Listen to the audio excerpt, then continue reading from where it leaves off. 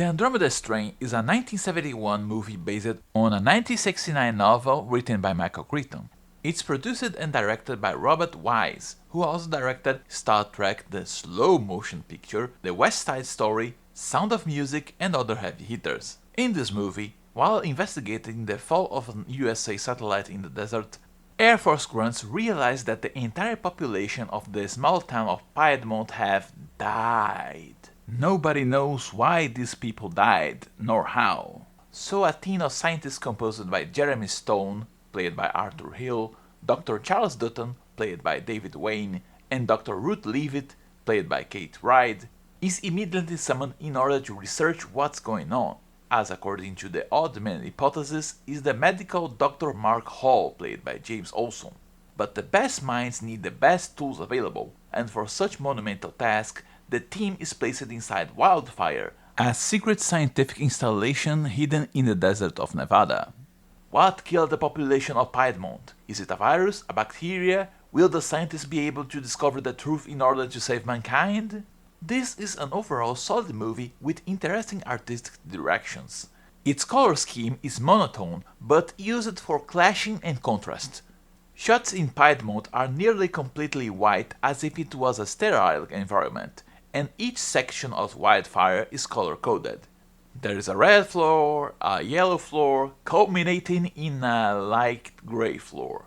This actually reminded me of the RPG Paranoia. Well, now I feel really old, because everything in said floors is monochromatic. Not just the walls, but also the machines, the clothes, everything. I think that the monochromatic environment didn't bother me here, unlike the Villeneuve Dunes, for example, because here it has a purpose. It's a lab, meant for sterile experimentation, whereas Dune is by its own nature a grand story full of lavish, extremely wealthy people, yet Villeneuve made it a boring mess.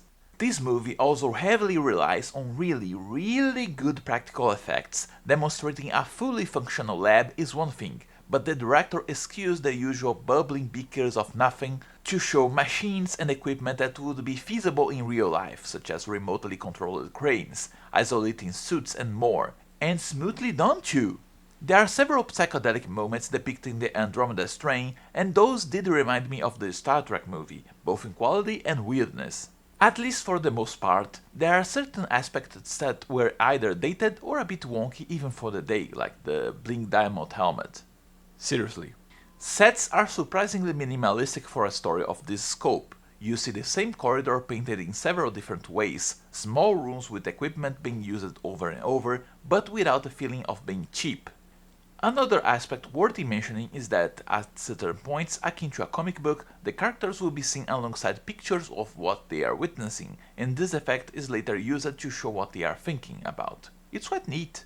And this movie is yet another example of ancient directing techniques that are sorely missed nowadays alongside its creativity. For example, the minimalistic and contrasting sets, large environments against tiny rooms, and techniques meant for built sets instead of CGI, and so on.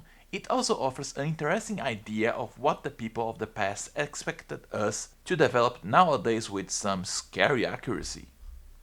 And I'd say that the acting was fairly competent. Nothing stellar, but while it's clear that the heavy lifting of the tension on the scenes was done by the directing, you won't see any wooden faces here. I liked James Olson as Dr. Mark Hall, being able to navigate a character that is at the same time a scientist as tense as everyone else, but also a medical doctor with a clear and strong sense of empathy, immediately confronting the others whenever there is a single breach of ethics.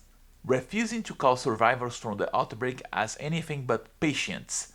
While I disliked the character of Dr. Ruth, I think that Kate Reid worked quite well as a woman that has a snappy response from a long career full of people trying to shoot her down. Being a thriller, you won't see action scenes of people running with guns, but there are moments at the end where the action is rampant, and those are quite efficient as well. Nothing outstanding, somewhat silly, but mostly because of the disparity of technology that people of the 60s would expect us to have by now and what we got, but again, efficient in keeping the tension up. In fact, one of the things that caught my interest about this flick was the directing. While I can't say that it's stupendous or something to bring tears to my eyes, this is a flick that was really well directed. It's a thriller that has 3 parts and each one inherently needs a different style of direction for a different kind of thrill. And Robert Wise nearly aces it. Nearly. The first part of the movie, where the unknown threat has yet to be discovered, is shot like a high-tension, slow-burning horror movie. Officers stare at monitors, the silence is nearly total, letting emotion simmer before boiling, and deaths happen. Long shots and some pans to show the devastation, stills to show dead bodies, a small montage to see the horrors resulting of human carelessness.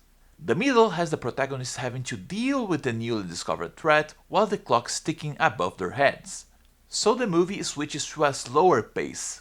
Unfortunately, this results in the lowest point of the movie because, pretty much akin to the black hole, everything turns into a long, slow as molasses exposition about the wildfire lab, how ultra-tech everything is, and how expensive the sets were, to the point where there is literally a 5-minute scene of people staring at a crane bringing the corpse of a monkey in a box. Yeah.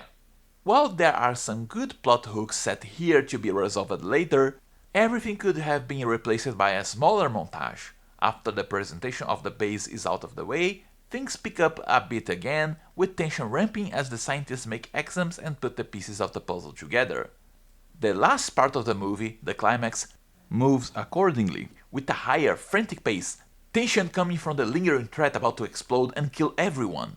Now, this bears repeating. There are 3 different paces that use different styles of cinematography for different purposes, and aside from the clunky boring middle, the director nailed it.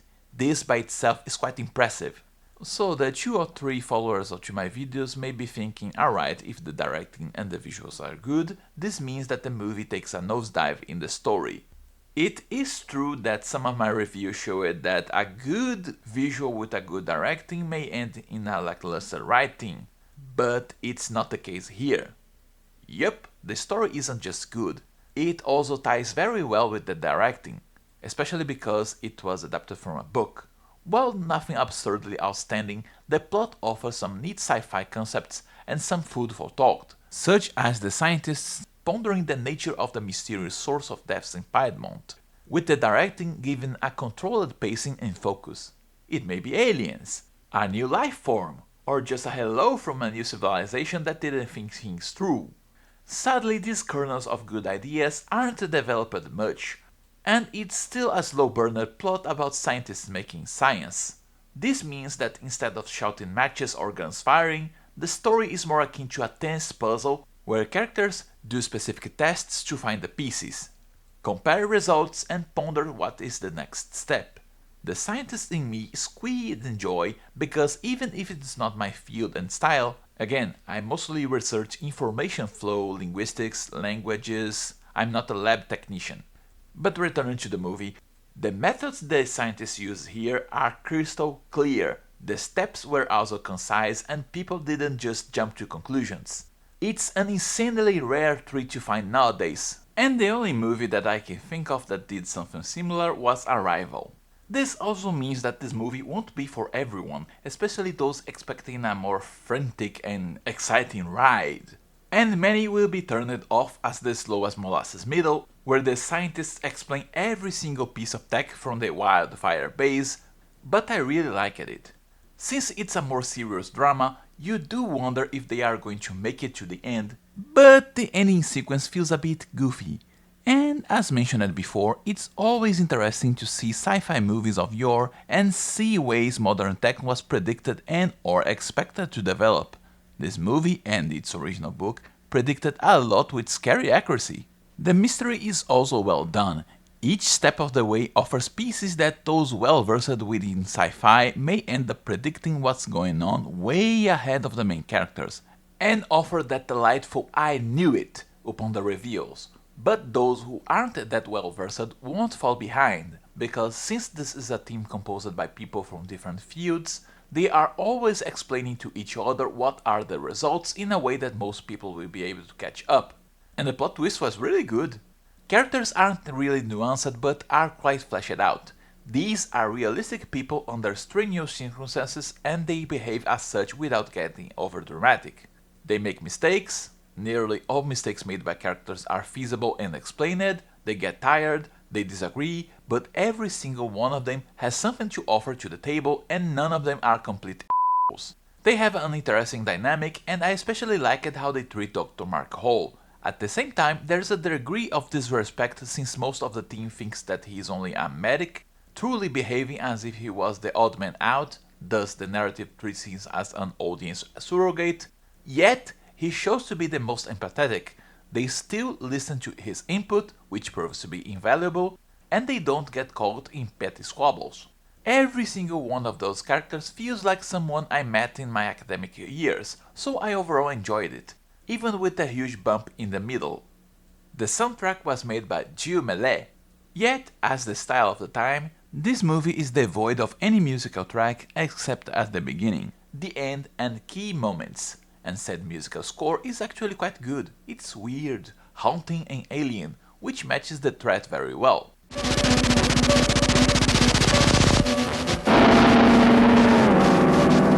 I do think that this is one of those movies to watch if you are seeking something really specific, in this case, slow sci-fi burners.